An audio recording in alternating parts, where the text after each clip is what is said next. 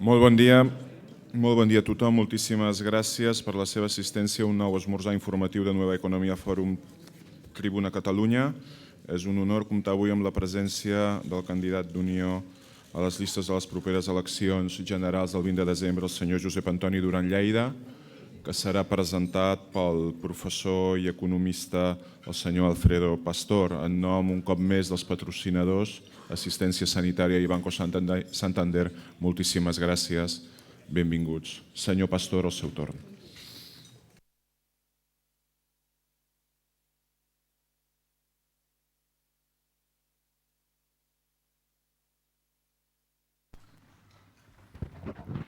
Bon dia. No deixa de ser un senyal dels temps que vivim que jo, el que vostès no coneixen, i sóc el número 31 de la llista d'Unió, hagi de presentar el senyor Duran, que tothom coneix i que és el número 1. Però val a dir que em sento molt honorat d'haver-ho de fer. Jo no he estat mai en política i, per tant, tot això que els hi puc dir sobre el senyor Duran ho he vist des de fora. Només us diré una cosa, és que aquest maleït assumpte de l'encaix de Catalunya dintre de la resta d'Espanya és un assumpte que té molts anys de vida, que ha tingut uns últims 30 anys bastant accidentats. Després d'un bon començament la cosa ha anat més aviat malament. S'ha de dir que els anys de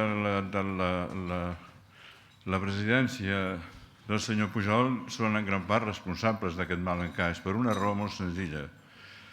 Vostès saben que quan es guanyen unes eleccions, i ara em refereixo a Madrid, la constitució d'un gabinet és un exercici d'equilibri territorial. És a dir, els ministres són representants del seu territori, a més de tenir la funció que tenen i de portar el departament que porten, són representants del seu territori. I durant l'època de govern de Convergència això ha estat un camí vedat. És a dir, no hi ha hagut representants de Catalunya al Consell de Ministres i això es nota molt. Jo crec que si el senyor Duran hagués estat ministre al govern d'Espanya durant aquests anys, l'encaix de Catalunya ara seria segurament una mica diferent i estaria més ben resolt del que està ara. La segona cosa que els voldria dir és que vostès saben, igual que jo, que les coses han donat moltíssims revolts des de fa els últims 4 anys. Tothom ha anat d'una banda a l'altra, ha dit primer una cosa i després una altra, i amb això jo crec que hi ha una excepció que jo hagi vist, com dic, des de fora, és la d'en Josep Antoni Duran. Jo sempre li he sentit dir el mateix.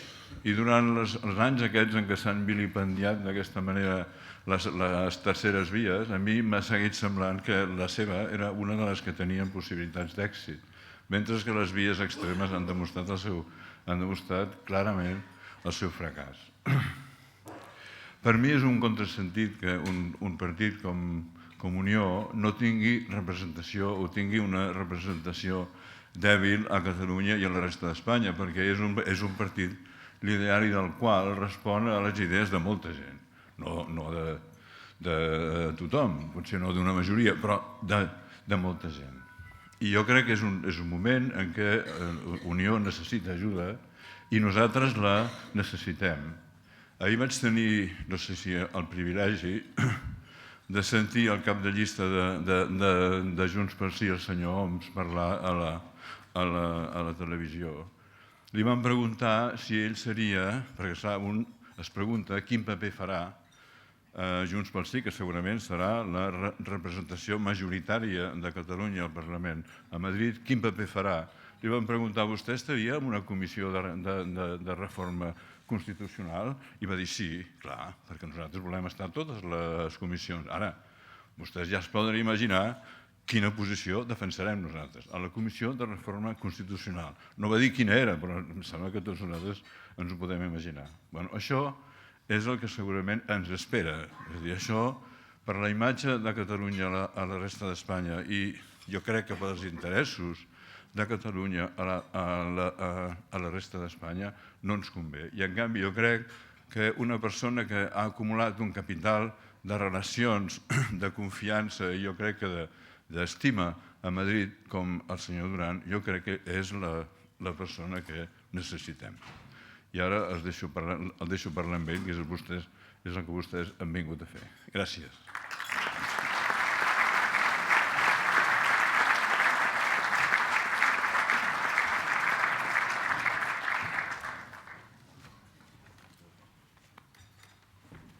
Bé, moltes gràcies per la invitació a Fòrum Europa, Tribuna Catalunya. Gràcies a l'Alfred Pastor per les seves paraules de presentació i gràcies, en qualsevol cas, a tots vostès per la seva presència en aquest esmorzar, conferència, col·loqui. Bé, jo parlo com a candidat d'Unió i, per tant, lògicament, la meva intervenció va orientada a traslladar-los com al nostre entendre afrontar i afrontem i en quin context es produeixen les properes eleccions, les del 20 de desembre, i també quines solucions, al cap i a la fi, és el nostre lema principal de campanya, els hi proposem. Crec que important d'entrada recordar en quin marc es produeixen aquestes eleccions del 20 de desembre. Això penso que pot ajudar millor a entendre les nostres propostes. Primera observança, primer recordatori, crisi econòmica. Vivim encara sota una crisi econòmica. És cert que la recessió s'ha acabat i que de moment el pitjor sembla que hagi passat, però no puc compartir l'optimisme triomfalista sovint del govern de l'Estat a l'hora de diagnosticar la situació. No nego que hi ha indicadors que estan anant molt millor que fa 4 anys, òbviament, però no hi ha espai, al meu entendre, al nostre entendre, pel triomfalisme, quan tenim un atur al voltant d'un 23%, amb nivells molt alts i molt superiors d'atur juvenil, i amb persones que han exhaurit la prestació o el subsidi i formen part de l'atur de llarga durada i que moltes d'elles els serà molt difícil tornar a trobar una feina. Com no es pot parlar, tampoc, d'haver superat la crisi davant els nivells de desigualtat i de pobresa que hi ha en l'actualitat, que hi ha en el conjunt de l'Estat i que hi ha també a Catalunya. Una crisi econòmica que ha tingut a la vegada un gran impacte social i aquesta és una altra de les condicions en les que cal emmarcar les eleccions i les nostres propostes i solucions. I que, i això també marco per tant terreny en aquest sentit, no ha estat pitjor simplement perquè la família i el voluntariat han amorosit l'impacte d'aquesta crisi econòmica.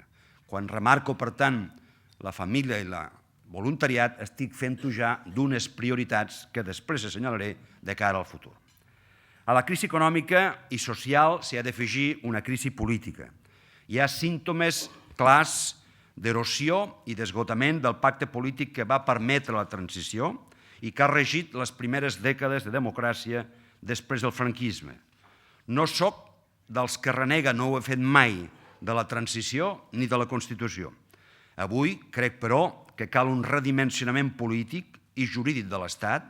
No parlo només pensant en Catalunya, no parlo només pensant en el nostre autogovern, ni tan sols només pensant en la dimensió territorial que té avui l'Estat arran del marc estatutari que proclama la Constitució. Després en parlaré d'això, particularment de Catalunya. Parlo, per tant, quan expresso aquesta crisi política del conjunt de l'Estat i de democràcia, no només de la qüestió catalana, i democràcia i confiança de la ciutadania envers la política. És prou conegut per tothom que hi ha moltes esquerdes en la relació de la política amb la ciutadania. La ineficàcia de la política, de les administracions en general, i les excepcions sempre confirmen la regla, i la corrupció les han agreujades en el darrer temps. I n'hem de ser i en som conscients. Tercera circumstància que jo voldria remarcar, que en tot cas permet situalitzar aquestes properes eleccions.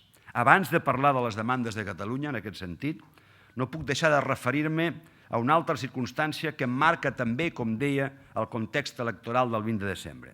Em refereixo a la Unió Europea. Catalunya és i ha de continuar sent europea, és a dir, formant part de la Unió Europea. No ens podem permetre el luxe ni de romandre-hi fora ni 24 hores. Una Unió Europea que té problemes i, per tant, els tenim també nosaltres. No m'atreveixo a dir que tingui una crisi, en té més d'una, però vull dir sobretot que està en una situació crítica. A la crisi econòmica que també Europa ha patit i que encara està cercant els mecanismes per afiançar-ne la sortida, unió bancària d'una banda, el que fa referència a una futura unió fiscal d'una altra, etc., s'hi afegeix la crisi política social dels refugiats, la incapacitat de donar resposta comunitària a la crisi dels refugiats, el desvetllament novament dels egoismes dels estats davant d'aquesta realitat i la incapacitat, més enllà fins i tot d'aquest fet puntual, però no per puntual, poc important, de tenir una política comú enfront del terrorisme jihadista en particular i de la política exterior en general. Ni tan sols enfront Rússia tenim una posició comú i no és irrellevant si algú considera així que parli una estona amb els pagesos de Lleida o que parli amb el sector turístic de Girona, de Barcelona o de Tarragona i sabrà si les sancions a Rússia per part de la Unió Europea, qüestionant l'actitud de Rússia amb Ucraïna, ens han afectat o no negativament, si han afectat o no negativament els interessos de la nostra gent. Molts dels problemes que tenim, el nostre en futur, en definitiva, depèn molt de com es resolgui el futur de la Unió Europea, si aquesta és o no capaç d'afrontar-lo. Per això, molt especialment, situo aquesta referència a la Unió Europea en el context en què s'emmarquen les properes eleccions. Això també ens condiciona i molt i hauria de ser motiu de debat entre les forces polítiques catalanes, però estem massa entretinguts contemplant-nos el melic com per tenir temps per parlar a fons d'una qüestió fonamental per qualsevol ciutadà europeu i Catalunya és, des del seu naixement, Europa. Quan aquí debatem si construir o no un nou estat independent de l'espanyol, no som capaços de veure, si més no de parlar-ne, que l'únic futur dels catalans, futur també dels espanyols i de la resta d'Europa, passa perquè en el futur hi hagi menys estats i més Europa. Passa més perquè perdin les estructures als estats i se'n creï de comunitàries si es vol fer front als reptes de la globalització en l'àmbit econòmic i també a reptes polítics de tot tipus que, reitero, passen per més Europa, menys estats. I quart, i finalment, i abans d'entrar en el que diríem capítol de propostes o solucions, el 20 de desembre, certament, està molt condicionat per la qüestió catalana, per les demandes de Catalunya i per la incapacitat del govern de l'Estat de donar-hi una resposta política. Al parlar abans de crisi política, recordaran que he fet referència al pacte de la transició, he esmentat la Constitució. Recordo, ve a compte d'aquesta observació sobre que cal trobar resposta i solució a les demandes de Catalunya, recordo les dues primeres campanyes del president Mas, com explicàvem tots plegats, Convergència i Unió, que els 23 anys de govern de Convergència i Unió, per tant, arran d'aquella Constitució, de l'Estat d'autonomies i del grau d'autogovern, arran d'aquells 23 anys, Catalunya havia disposat de més progrés econòmic, benestar social i autogovern que mai en la seva història. I era cert, però això s'ha trencat. I s'ha trencat a partir substancialment de l'Estatut. Ei, aquí no ho vàrem fer prou bé, aquí també vàrem cometre errors, i si algú té interès no hi tinc cap inconvenient en parlar-ne. Però és evident que a nivell d'Estat també i de més calibre. El Partit Socialista no fent allò que va dir que faria, aprovar l'Estatut que sortís del Parlament de Catalunya. I el Partit Popular, no tant per plantejar un recurs davant del Tribunal Constitucional al que hi té dret constitucional, si em permeten en aquest sentit la pròpia reiteració, però sí de la campanya contra aquell estatut, de la campanya particularment a Andalusia, de la recollida, el to i el reclam de signatures contra l'Estatut, d'intervenir tant com va ser capaç en intentar que alguns recursos a magistrats fossin acceptats i d'altres no fossin acceptats, i també, lògicament, en impedir, aquesta és una responsabilitat exclusiva del Partit Popular, que fossin renovats membres del Tribunal Constitucional que tenien ja el seu mandat exhaurit. No cal dir, però, que la sentència, des d'aquest punt de vista, diguem-ne que és la cirereta del pastís. Amb el benentès que estic convençut, i els demano perdó si vostès són l'excepció, que la gran majoria de persones, quan fan referència a la sentència, no han dedicat ni 3 minuts a llegir-la. El Tribunal Constitucional havia estat un element vertebrador i continuador del pacte constitucional, però amb l'Estatut, aquella institució que havia estat, reitero, element vertebrador i continuador del pacte constitucional, amb l'Estatut va deixar-ho de ser. A la sentència, els darrers 4 anys, s'hi han d'afegir una actitud constant, un procés de recentralització dut a terme per part del govern de l'Estat, una discriminació en infraestructures. Els hi posaré 4 exemples, que a més van més enllà del Partit Popular o del govern popular, malgrat s'hagi accentuat, cert, amb el Partit Popular. El corredor mediterrani, fonamental no per Catalunya només, per Andalusia, per Múrcia, per València, per Catalunya, per Espanya, per Europa. Rodalies. Ni tan sols s'ha invertit el 20% del programa de 4.000 milions d'euros, més enllà de la nostra crítica al tipus de transferència, que cal aplicar d'inversió en el Pla d'Infraestructures per Rodalies del 2008 al 2015. Desdoblament, cito un tema simbòlic, Nacional 2 de Girona, 8 quilòmetres en 12 anys. L'autovia de la Plata, a la que li tinc tot el respecte, coneix el sud i el nord d'Espanya, 658 quilòmetres en els mateixos 8 anys. Alguns de vostès hauran sentit parlar, nosaltres, els que hem tingut responsabilitats a Madrid i els que han tingut aquí també, molt de la variant de Vallirana. Diran que és poc important, no pas per a aquells usuaris que en pateixen les conseqüències. Portem anys i panys presentant promeses i continua sent encara, ara sembla, una obra que no s'executa. Enfront d'això, una altra realitat. Inversions amb AVE substancialment per criteris polítics, electorals, electoralistes, en funció de si l'AVE va o no va a la terra de la qual el ministre és candidat o de la qual el ministre en procedeix.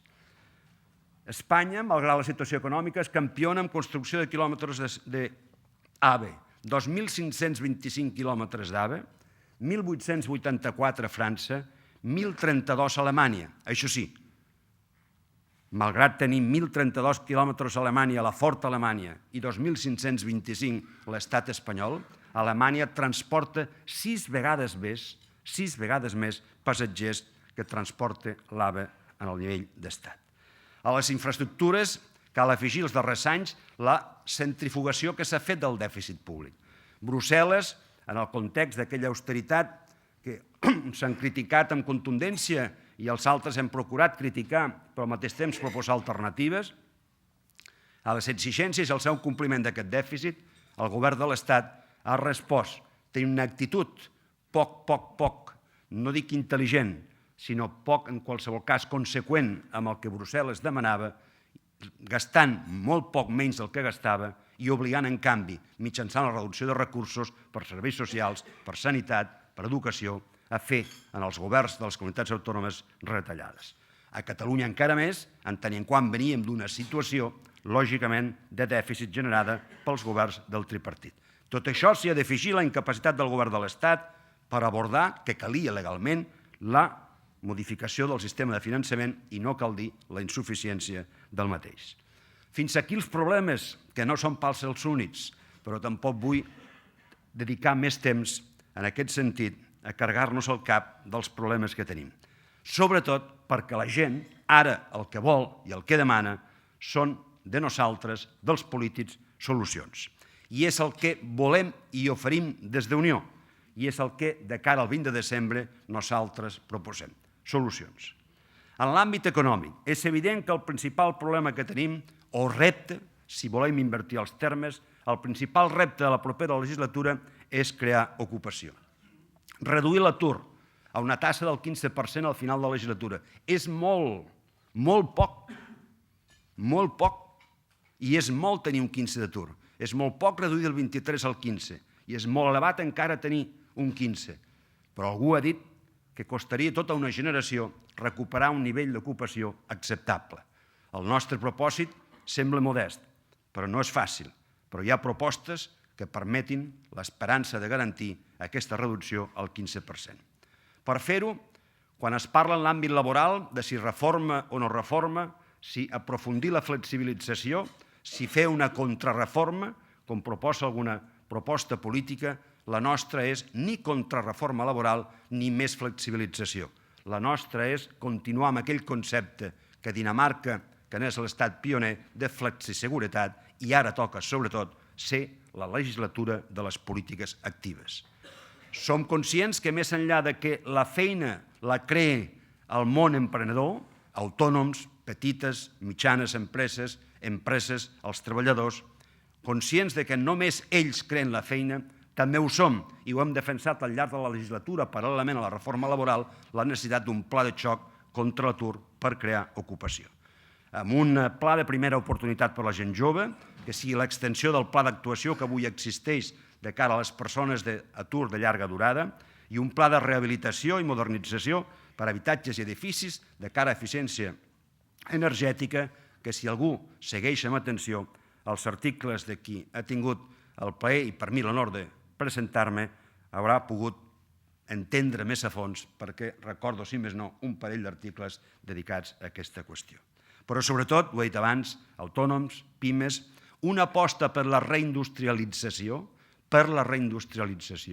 una aposta per la recerca, desenvolupament i innovació, que sigui l'autèntic valor afegit de la nostra economia, que no sigui el salari el que ens permeti competir, passar d'allò que sempre hem defensat i continuem defensant, però crec que hem de donar un pas més enllà i que hem qualificat com a economia productiva a l'economia creativa, que justament al fer aquesta mutació del productiva al creativa, sense deixar de ser productiva, el valor afegit de la recerca, desenvolupament i innovació ens permet també innovar en la seva nominació. Hi ha, òbviament, les propostes fiscals, que no m'hi entretindré, sí un objectiu claríssim. Les classes mitjanes han estat molt castigades els darrers anys i, per tant, també les rentes de treball han estat fiscalment molt castigades. Creiem que cal una reforma fiscal a fons, una reforma d'aquelles que exigeixen allò que se'n diu un pacte d'estat o un pacte majoritari entre les forces polítiques, però que, mentrestant, cal fer i cal proposar i cal aplicar alguna mesura concreta, tant amb el que fa referència a l'impost de renda de persones físiques, que s'ha convertit, reitero, un impost a les rendes de treball, com el que fa a societats i com el que fa a altres tipus impositius. Hi ha un àmbit del qual jo no em voldria deixar de parlar, abans d'entrar a la qüestió que segurament pot ser de més interès, malgrat que a mi em sap greu que al llarg d'aquesta campanya electoral molt em temo que Catalunya serà la que més ho domini. Faig un parèntesi. Aquesta campanya electoral, si es fixen, té dos temes dominants. Catalunya, si hi ha o no hi ha govern, i amb qui es fa o es deixa de fer aquest govern, i què representa el fer-lo o deixar-lo de fer aquest govern, i el tema de seguretat derivat dels darrers atemptats, que no eren els únics ni tampoc els últims de París. Seguretat i el tema català, que uns, utilitzant i instrumentalitzant un concepte d'Espanya i de la seva unitat, juguen al llarg de la campanya i retroalimenten amb uns altres que també utilitzen, instrumentalitzen un determinat concepte de Catalunya. En aquest context d'aquesta campanya electoral ens costa molt explicar això que molt sumàriament he intentat dir en la primera part. Si llegeixen els mitjans, els hi costarà molt trobar un titular que digui quina és la proposta d'Unió de rebaixar 3 o 4 punts l'IRPF en funció de quin sigui el tram. En canvi, qualsevol altra força política d'àmbit estatal, avui mateix veurem propostes o del PP o del PSOE o dels Ciutadans, menys potser de Podemos, no sé si les té, respecte a determinades qüestions fiscals. Però dit això, reitero, hi ha una qüestió encara en el terreny no tant de la fiscalitat, sinó de la garantia d'ingressos que ens puguin ser útils per afrontar a les propostes que nosaltres puguem fer de reducció d'alguns impostos i per afrontar les propostes que fem com sigui un pla de lluita contra la pobresa dotat amb aquells fons europeus que ja existeixen i a la vegada dotat d'aquells ingressos que l'Estat fa extratemporàniament. L'any passat vaig presentar una pregunta al govern, escolti, vostès quan recapten al cap de l'any d'ingressos fiscals per declaracions d'impostos que no tenien previstes? 1.400, 1.380, 1.420 milions d'euros. L'any passat es varen dedicar a la pobresa 17 milions mal repartits entre totes les comunitats autònomes. Què cal fer perquè més enllà dels ingressos fiscals que generin més activitat econòmica? Què cal fer perquè més enllà de la reducció de despesa que implica incorporar gent al món del treball i per tant deixar de pagar les polítiques de prestació, què es pot fer? Tenim al voltant, no hi ha una xifra exacta, entre altres coses el govern de l'Estat mai ha estat capaç d'arribar-hi a determinar-la, d'un 22% d'economia submergida. Només que fóssim capaços d'aflorar-ne un 10%, voldria dir que tindríem al nostre abast ingressos de 35.000 milions d'euros. I com es fa per aflorar aquesta economia submergida? Es fa, òbviament, amb mesures de propaganda, si em permeten, però amb mesures fiscals també, estimulant que aflori i penalitzant si no aflora. I es fa dedicant els recursos humans, els inspectors de Treball o Hisenda, realment anar allà on hi ha economia submergida. No és culpa dels inspectors, ni dels de Treball ni dels d'Hisenda. És culpa dels responsables polítics. En lloc d'anar a buscar les pessigolles cada dia, el petit o mitjà empresari, que no té al seu abast instruments d'assessorament per a vegades fer una petita cosa incorrecta, valdria més que dediquessin els seus esforços a aquells que no declaren els seus impostos perquè no declaren els seus ingressos. 35.000 milions d'euros d'ingressos fiscals. I passem a la qüestió catalana. Catalunya viu avui, ara parlàvem, no recordo amb qui, abans d'entrar a la sala, viu moments de desorientació, sincerament, i viu moments d'una certa frustració col·lectiva que jo em temo que s'agreujarà en els propers temps i que fa molt temps també així ho vaig deixar-ho explicitat. Hi ha molts factors acumulats que ens han portat a aquesta situació estranya en què no hi ha un objectiu de país. L'altre dia en la presentació, aquí veig el seu president Joan Coromines, de Catalans pel Seny, deia que feia molt temps que no ens havíem trobat en una situació com l'actual. No hi ha un objectiu comú de país. Evidentment, sempre hi ha hagut propostes diverses de país fruit de la pluralitat de Catalunya, de l'afortunada pluralitat de Catalunya. Però hi havia un objectiu de país. Avui no hi és.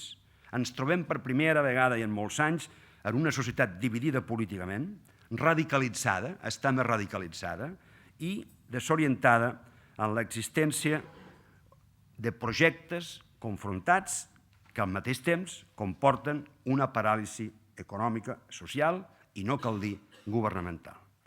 Amb tot, fins fa un any existia una posició transversal entre les forces polítiques molt majoritària. Era el dret a decidir, i aquí continua estant Unió Democràtica, i amb una gran majoria social, un 80% al seu favor. Com a predecessor, a més, d'aquest dret a decidir, vull recordar també que existia un altre objectiu social molt compartit, que era el pacte fiscal. Avui s'ha superat, s'han passat pantalles per utilitzar terminologia que no és nostra, el dret a decidir, i no hi ha aquest objectiu comú. Reduir el dret a decidir a una, només a una, de les possibles propostes, com és la de la independència, ha significat la ruptura de la unitat i ha estat, al meu entendre, definitivament negativa per a Catalunya. Una nova convocatòria anticipada d'eleccions, plantejada com a plebiscitària i consumada el 27 de setembre, ha aportat al mateix temps una novetat. No hi ha majoria en favor de la independència política plantejada per Junts pel Sí i la CUP. I quan dic majoria, no només vull dir el 50% més 1 del vot dels ciutadans, que no hi és, sinó parlo d'una majoria més ampla, més clara, i una majoria més que tingui capacitat de garantir governabilitat i estabilitat. No sé si finalment hi haurà una majoria parlamentària capaç de garantir govern. Crec que, en tot cas, que si és, difícil serà, tot i garantint el govern, que garanteixi la governabilitat i l'estabilitat. Tenir capacitat, com ara ha demostrat aquesta majoria parlamentària, per aprovar la declaració del dia 9 de novembre i no poder investir un president i formar govern, no només no permet avançar en la independència, sinó que comporta una paràlisi en el conjunt de la societat. La política no es fa en el carrer, sinó a les institucions. I portem uns quants anys que la política es fa al carrer. El carrer pot influir i de vegades ser determinant, però substituir les institucions el diàleg a les institucions i la recerca del consens en el si d'aquestes, pel diàleg i consens amb el carrer, acostuma a portar greus conseqüències.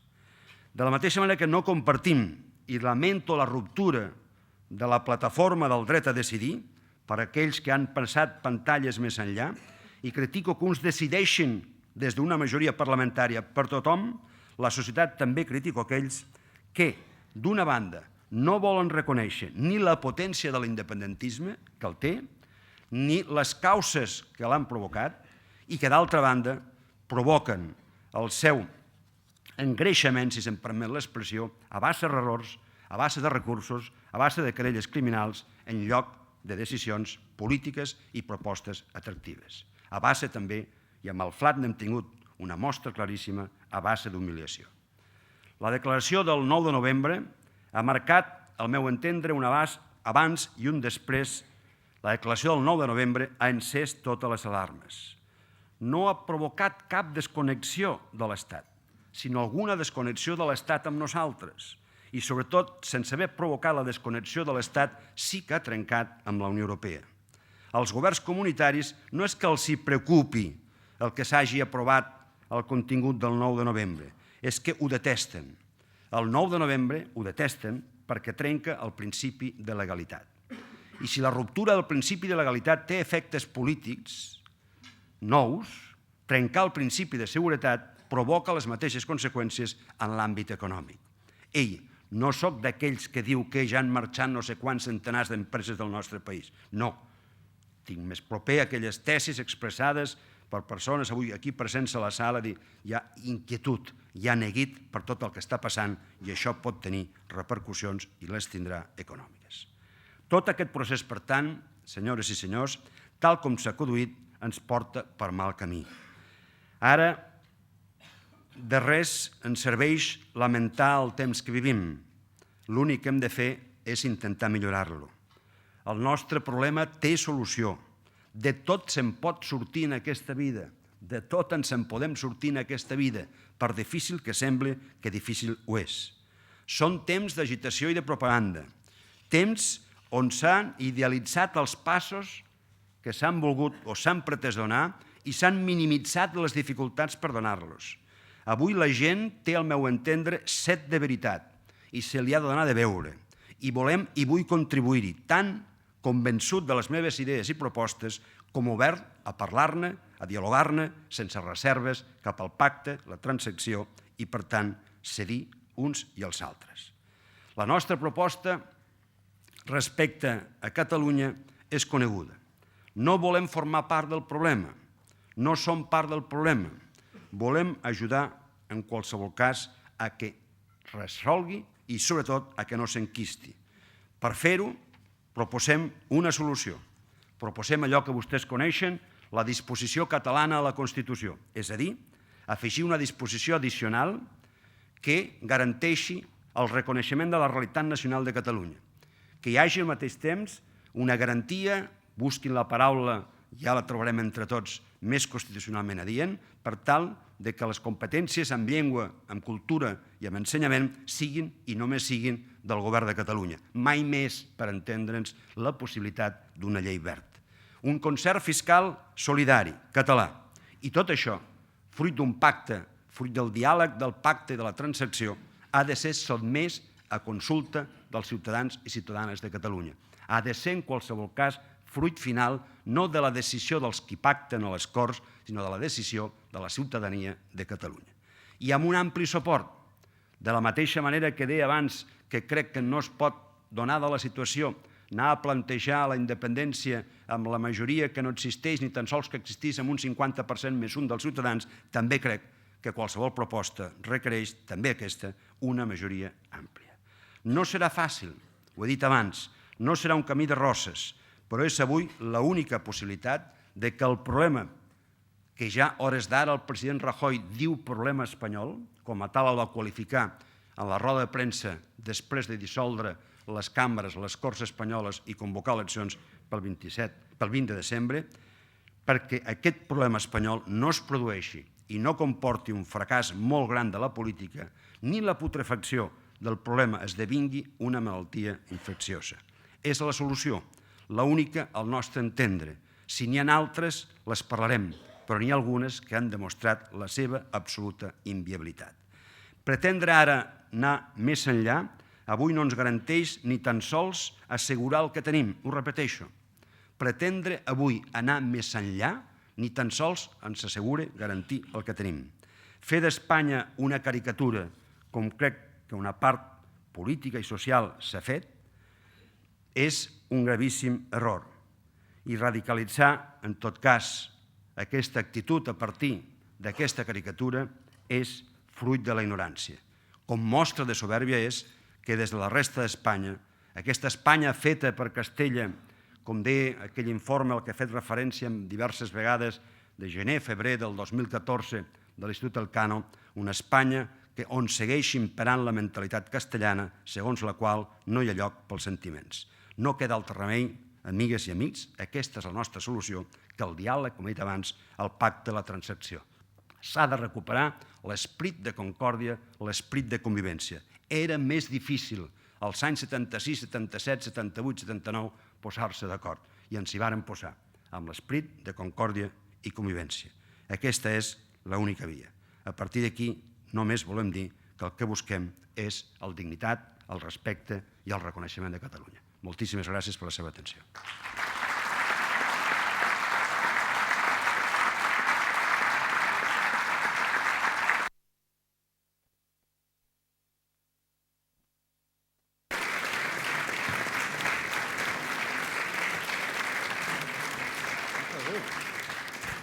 Moltes gràcies, senyor Duran. El senyor Javier Miralles preguntava a propòsit també del que acaba d'explicar de la disposició addicional a la Constitució que vostès proposen.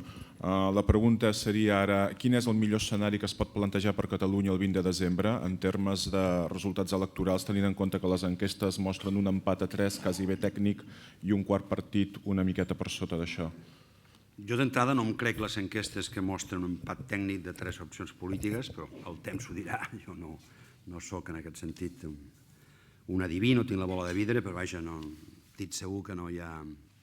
Jo crec que hi haurà un bipartidisme imperfecte i que la tercera i quarta força política estaran més distants a les dues primeres, però vaja, evidentment que admeto l'error i que segurament ara mateix ja m'estic equivocant, però com que és la meva opinió, doncs no puc deixar-la de manifestar. D'entrada no hi haurà majoria absoluta, no? Això és un fet que tothom considera positiu. També és cert que a vegades la història de conflictes, sobretot en l'àmbit internacional, ens ensenya que ha estat possible resoldre un conflicte quan han governat amb força suficient allò que es considera el sector més dur, però tothom sembla d'acord en que no hi haurà majoria absoluta i que això és bo. Però la reflexió final. Abans he parlat del 76, 77, 78 i he parlat que es va fer possible un acord, un pacte que va donar peu a la transició, que va donar peu a la Constitució i va donar peu a inaugurar una etapa de democràcia, aquella que abans he esmentat, que a Catalunya ens permetia dir que era el temps més llarg de progrés econòmic, social i d'autogovern. I Convergència i Unió de l'època, tot just formada, inclús abans de formar-se o formalitzar-se jurídicament, hi va tenir un paper relevantíssim. I no pas perquè fos la primera força política de Catalunya. No. A les eleccions del 15 de juny del 77 el partit més votat va ser el Partit dels Socialistes de Catalunya, el segon el Partit Socialista Unificat de Catalunya, el tercer la Unió del Centre Democràtic, el quart Convergència Democràtica amb 3 partits més, un dels quals se'n va anar al grup dels socialistes, i després Unió Democràtica. I malgrat no tenir la representació parlamentària principal ni de bon tros, el paper dels representants i del representant concretament de Convergència i Unió a Madrid va ser fonamental. Per què? Perquè no era tan important la quantitat de representació parlamentària que tenia, sinó què és el que representaven. Ara jo crec que és inevitable per a alguns que hi hagi la necessitat de formalitzar una nova ponència en el si de la Comissió Constitucional, si més no aquesta és la proposta que formula Unió Democràtica, que afronti i que abordi tot allò que abans s'ha dit com necessitat de redefinir política i jurídicament l'Estat. I en aquest context, òbviament, el tema català hi ha de tenir un paper i un lloc, ocupar un lloc principal. Aquí, sincerament, jo crec que la presència nostra serà molt i molt important, no tant perquè no ho serem, lògicament, la força política més votada ni de lluny, serem segurament la que menys vots tindrà, però tindrem representació parlamentària i aquesta serà molt útil per poder, no tant per la força que hi ha darrere, sinó pel que representa com a catalanisme moderat, l'unipartit nacionalista que no opta per trencar, sinó que opta per dialogar, pactar i transaccionar. Quants vots necessita Unió a la província de Barcelona per tenir representació? Home, depèn de la participació, però amb els darrers resultats i tenint en compte la participació de l'última elecció, l'últim escó en els socialistes, crec que li va correspondre amb 72.000 vots i, per tant, amb els resultats del 27 de setembre ja ens correspondria. Però depèn del grau de participació, perquè els mateixos vots que vàrem obtenir el 27 de setembre, amb una participació no tan elevada, altres opcions polítiques han entrat amb 3 diputats al Parlament, el cas de Ciutadans, un altre va entrar en 4 però va treure més vots. I el que passa és que va haver una gran participació, que com som Partit Demòcrata aplaudim, perquè és bo que hi hagi participacions en els processos electorals elevada, però no ens va anar bé per l'interès partidari. De fet, darrerament els interessos partidaris no ens van massa bé i el fet de pensar més en l'interès del conjunt de la societat i primar-los ens ha també privat de tenir potser més capacitat de prioritzar o d'explotar positivament o de rentabilitzar positivament l'interès de partit. Vostè se sentiria més confortable amb un president del govern que es digués Sánchez, Rivera o que renovés el senyor Rajoy? Si es diu Josep Sánchez Llibre em sentiria molt més confortat. Però, veiem, jo em sentiré reconfortat amb aquell govern que sigui capaç, si vol parlar amb nosaltres, o que sigui capaç, fruit del diàleg amb qui sigui, d'entendre que el programa i l'acció de govern ha de tenir uns punts claus com aquells que ha anat intentant dibuixar, tot i que molt ràpidament a la meva intervenció inicial, és a dir, crear ocupació, per tant, suport en aquest sentit a l'autònom, a la petita empresa, adaptar la fiscalitat, adaptar l'administració en aquest objectiu, suport immediat amb aquells que no tenen feina, suport amb aquells que pateixen gana o que són fruit de la desigualtat, buscar com resoldre dèficits notoris que té l'actual sistema polític i trobar aquesta solució de la qual nosaltres hem fet la proposta pel reconeixement nacional de Catalunya i el que he afegit a continuació. Amb un govern que sigui capaç de voler en el seu programa de govern i la seva acció reflexar i donar resposta a aquestes prioritats, jo puc sentir-m'hi còmode. Amb un govern, sigui del color que sigui, que no dongui resposta positiva a alguna d'aquestes necessitats, mai m'hi sentiré còmode ni mai m'hi sentiré proper. El Partit Socialista, i aquí tenim el senyor Miquel Iceta, parla també de fer un referèndum, consulta, per tal de posar amb els seus matisos també un canvi en l'estatus de Catalunya dins Espanya. A Europa s'ha creat amb l'aliança, la gran aliança històrica entre la socialdemocràcia, la democràcia cristiana, els partits de dreta conservadors més assenyats. És necessari que això passi a Espanya? Vostè espera que el PP en algun moment s'apunti amb aquesta fórmula? Primer, dues observacions. El PSC, no perquè estigui aquí el seu primer secretari, perquè ho he dit en presència seva i no presència seva, és un partit al que se li ha de reconèixer que té referents catalanistes, els té. És un partit, s'ho llegia avui amb algú, ahir amb algun articulista i estic d'acord, que ha fet que una part important de Catalunya no tingués que decidir amb la fusió que va fer en el seu dia el socialisme català amb el socialisme espanyol. Això que ha comportat avantatges per a Catalunya ha comportat desavantatges pel Partit Socialista, perquè òbviament hi ha un grau d'integració i participen en l'estructura del Partit Socialista Obrer Espanyol que ha fet que moltes vegades no votessin en coherència amb el que s'havia votat en el Parlament de Catalunya. Però és una força política molt important, ho ha estat en el passat. Ha estat un error fregar-se les mans quan tot aquest procés va portar a la seva divisió, com ha estat un error terrible al trencar Convergència i Unió, però el PSOE fa una proposta de reforma de la Constitució, proposta de reforma de la Constitució que no ha acotat en termes concrets i Unió fa una proposta molt concreta.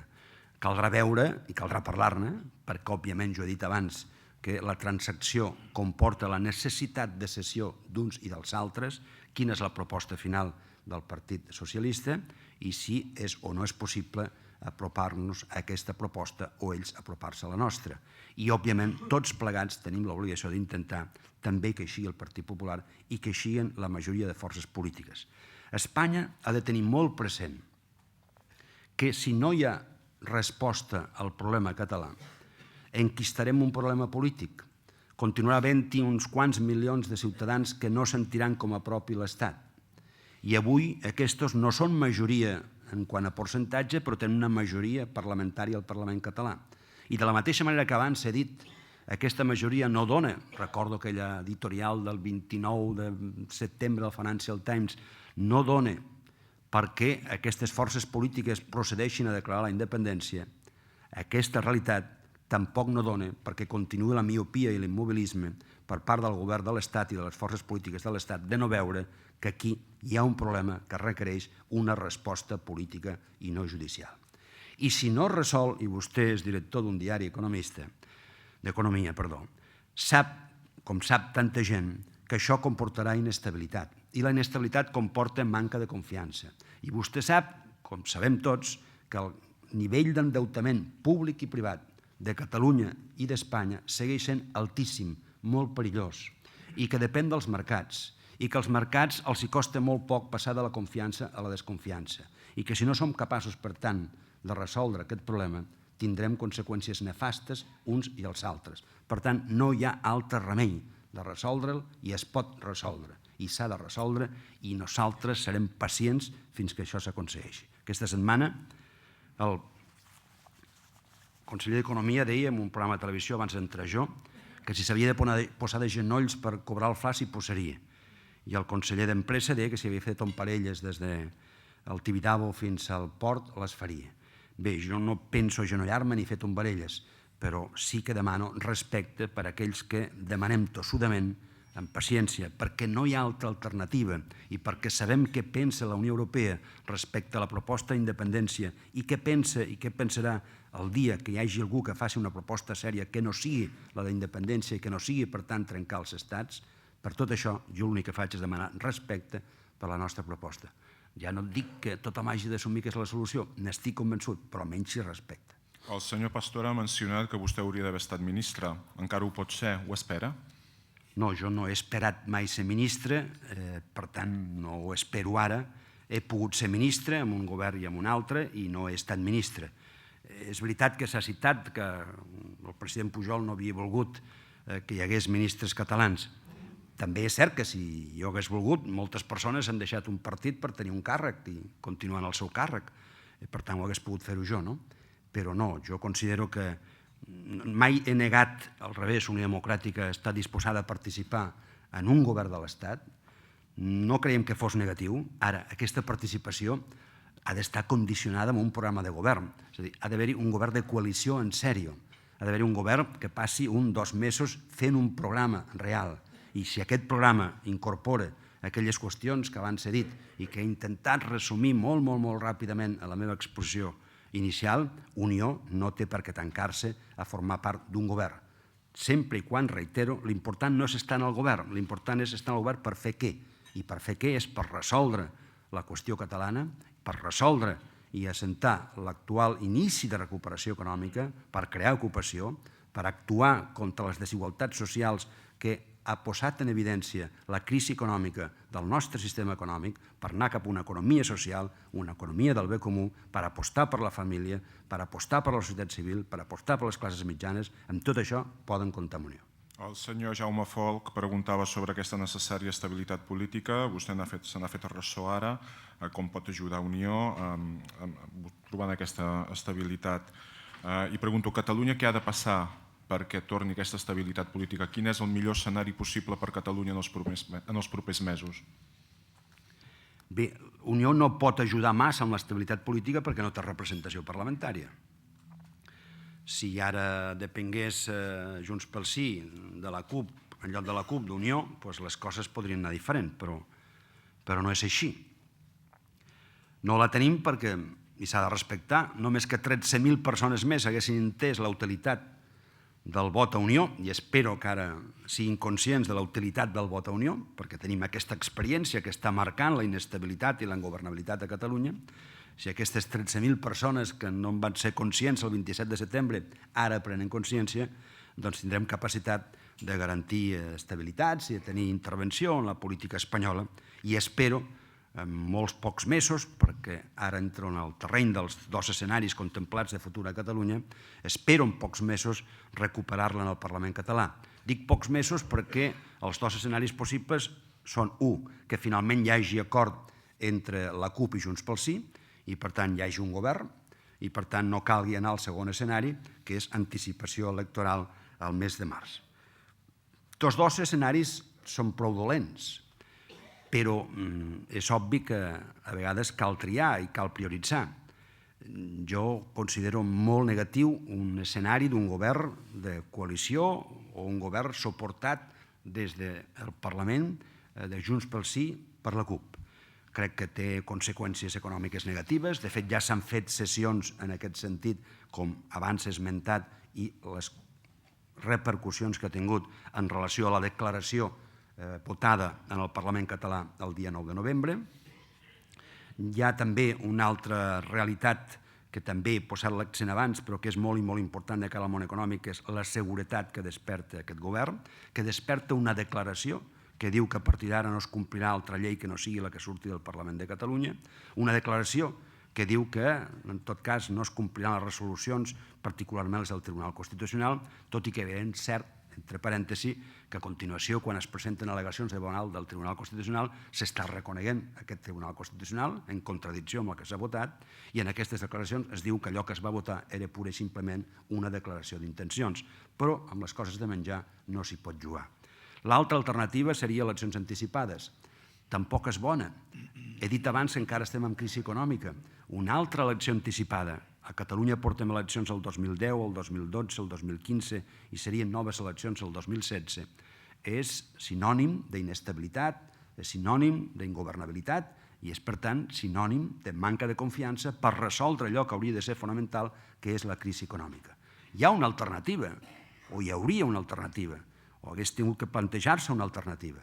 Qualsevol polític democràtic que a Europa es presenta a unes eleccions amb uns determinats objectius, si no té el suport majoritari de la societat, després ha de buscar el recolzament d'una altra força política. I aquella altra força política, és lògic, no comparteix el 100% i a vegades punts fonamentals del programa d'aquells que han guanyat però no tenen prou majoria.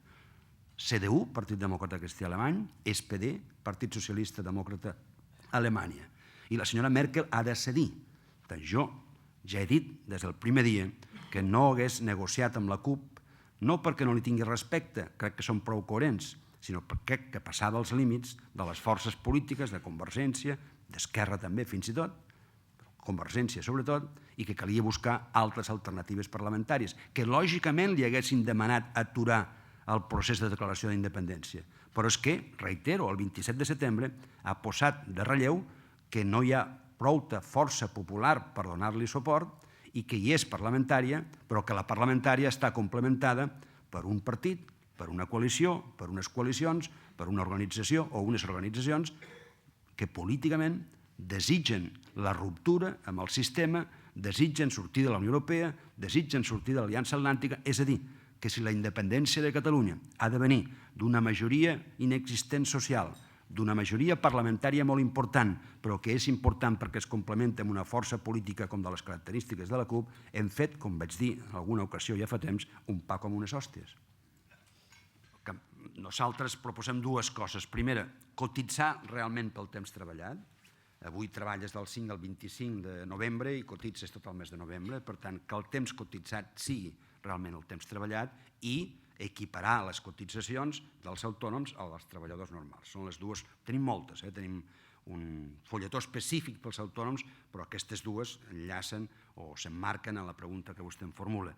I em permet també dir-li que no és una proposta que diguem-ne, i aquesta és perquè me'ls he de creure, com amb el tema de la família. Doncs ens ha de creure perquè hem defensat molt i molt els autònoms. Els autònoms, vostè sap millor, que ni estan tractats com treballadors ni estan tractats com empresaris, estan tractats injustament. Però els darrers anys hi ha hagut alguna evolució positiva.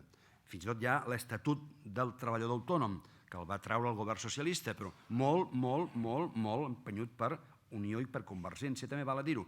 Jo mateix tinc l'honor de tenir el reconeixement d'autònom de l'any per les organitzacions que m'han donat les organitzacions d'autònoms de tota Espanya. Per tant, no és que ara Unió vingui o en Duran faci una proposta sobre la família o sobre treballadors autònoms que ens l'hem de creure perquè estem en campanya electoral o justament perquè estem en campanya electoral no ens l'hem de creure. No, les nostres propostes venen avalades per una feina i per una feina reconeguda pel propi sector.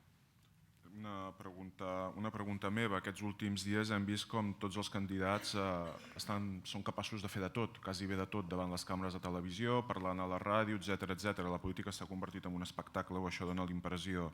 A vostè li preocupa aquesta banalització i frivolitat en què s'està caient? I he opinat directament dient banalització i frivolitat, no sé si n'estarà d'acord. El polític ha de saber i se li ha d'exigir saber governar. No se li ha d'exigir saber tocar la bateria, que la toca una mica jo. Jo vaig tocar una campanya electoral a la bateria perquè no em van demanar permís, perquè vaig entrar en un acte i allà els joves m'havien situat la bateria i no em va quedar altre remei. Però jo recordo aquesta campanya al principi, alguns esteu aquí presents, em van dir, escolta, hauries d'anar a aquest programa i fer... Jo això no ho faré. Vaig deixar-ho molt clar. Una assemblea de Barcelona ciutat. Vaig dir, jo això no ho faré. No penso anar a aquests programes a fer aquestes coses. Jo crec que està bé programes on es pot veure la dimensió humana de la persona. Està bé que en un moment determinat... Aquí l'amic Miquel va ballar. No passa... Si és fruit, jo vaig tocar la bateria, si és fruit d'un moment puntual, jo estic convençut, conec el Miquel, que no va dir, escolta, ara vaig a ballar perquè això quedarà bé. En canvi, a la televisió s'hi va molt expressament a fer no sé què, perquè creus que allà guanyaràs vots, no? Bé, cadascú que faci el que vulgui. Ara, jo crec que la ciutadania el que ens hauria d'exigir a nosaltres és honestedat i eficàcia en la gestió. El de més, a casa o amb els amics. Ara, si algú una vegada fa alguna cosa, tampoc cal sacralitzar-la. Ara, quan se n'abusa, quan al final la política és un plató i tenim polítics nous que la política ha estat, és, i perquè veig seguirà sent el plató, sincerament, ni m'agrada o no m'agrada i em preocupa. Deixo pel final l'última pregunta a propòsit. El senyor Òscar Cabero, del grup Eulen, li pregunta què podem fer per tal que Catalunya torni a ser la referència econòmica a Espanya? Bé, hem de resoldre aquesta situació que avui marca la política i l'economia i la pròpia situació social de Catalunya. Si no tenim un govern estable i si no tenim resolt el tema català, la qüestió catalana, si continuen marginant-nos amb les infraestructures, si continuem tenint un sistema de finançament que genera dèficit, si continuem tenint una voluntat d'humiliar-nos, si continuem tenint una voluntat de posar pals a la roda amb el que fa referència a l'ensenyament i al català a l'escola, tant pel govern del PP, atenció, perquè hi ha un fet molt important que jo he remarcat aquestes darreres setmanes. La principal força política de l'oposició a Catalunya, per primera vegada en la història, és una força política que no només no té cap arrel en el catalanisme, sinó que neix per anar en contra d'una de les bases fonamentals del catalanisme com és la llengua. Estic parlant de Ciutadans.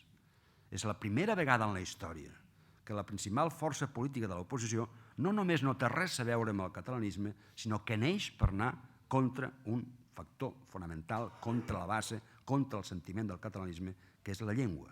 Per tant, hem de resoldre la situació política a Catalunya, però no l'acabarem de resoldre fins que no hi hagi una proposta política que pugui ser el suficientment atractiva tant en el reconeixement nacional com en allò que ens fa nació, llengua, cultura i per tant extensió amb ensenyament, com en allò que no és la nostra raó d'ésser, que és el finançament, però que també contribueix a un desenvolupament econòmic. Estic d'acord amb l'historiador Josep Termes quan deia que l'actitud de Catalunya davant del món del treball i de l'economia també era un dels components catalitzadors del catalanisme polític.